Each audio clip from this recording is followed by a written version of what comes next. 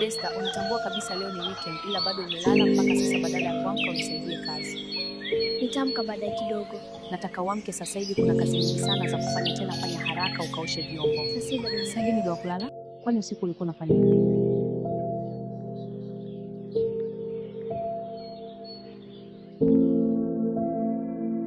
Leo niende kwa shule. Wiki sasa sijakutana.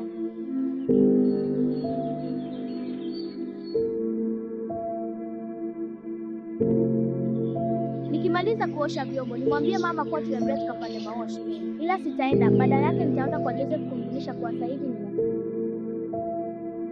Mama, jana mwalimu alituambia leo tuende shuleni kupanda maua. Leo si ni weekend? Ndio.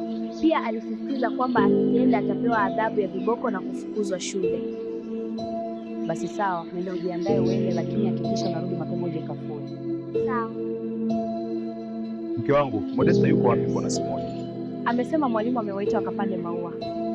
Lakini mbona leo ni Jumamosi? Watoto watafukuzwa shule na viboko. Kwa nini Jumamosi? Sijui. Karibu kipenzi changu. Ingia tukae ndani, nitamani sana. Mbona umekuja na begi la shule kulikoni? Nimemdanganya mama kwa ninaenda shule kupanda maua. Kumbe una akili sana mpenzi wangu. Nisingemdanganya bila asingemruhusu kabisa kuondoka nyumbani.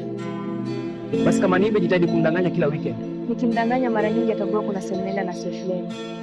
Joseph, nikwambie kitu? Ndio, niambie mpenzi, niko tayari kukusikiliza. Sasa nina simu, kwa hiyo tutaweza kuwasiliana kwa urahisi. Umepata wapi simu? Yule mjomba wangu aliyepo mjini ndiye akanipigia. Kumbe mjomba wako anakupenda sana. Okay, si umefurahi sasa? Mimi nataka niondoke. Hapana Joseph, mama alisema niwe nikafue. Kaa kidogo bana, kazi ya kufua unaweza kufanya sawa kipenzi changu. Ngoja tu niondoke, kama nikipata nafasi nitakuja. Basi ukipata nafasi tena uje. Ni mtoto nimwambia asikawie kurudi, lakini mpaka sasa hajarudi. Nitambua vizuri mimi ni nani mshenzi huyo. Kwanza akirudi ataniambia alipotoka shule alipita wapi mpaka jioni. Hii tabia nikiacha itazidi, lazima nikomeshe.